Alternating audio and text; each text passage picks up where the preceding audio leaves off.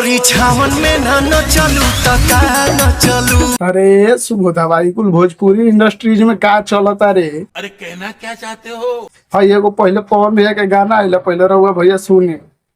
छावन में न चलू त का न चलू। ई पवन भैया के गाना में आवते ही अभी तहलका मचावे वाला रहला, तले एकरा पर कॉपीराइट क्लेम लाग गइला। और उ कॉपीराइट क्लेम के उ दोसर ना हमार ट्रेंडिंग स्टार खेसारी भैया देला रहला। हम पहले यहाँ के ई गाना में सुन ली और ई जोन गाना बानू एक साल पहले आई रहे, छठ पूजा ना कइलू त का कइलू। ई जोन कंपनिया के मालिक बड़े नु उहे पवन भैया के गाना पे लगा देले रहन कॉपीराइट क्लेम। ये भगवान क्या जुल्म है। और यही से उ गाना के डिलीट कर दिया रहला।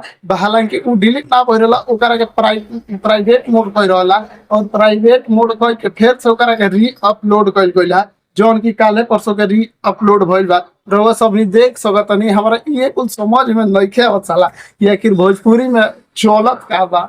अगर रउआ सबनी के समझ में आयल होई कि ई गाना के ओरिजिनल हकदारी के बा तो रउआ सबनी कमेंट करके बता सकेनी। और कैसन लागल वीडियो, अगर पसंद आइले तो जरूर शेयर करम।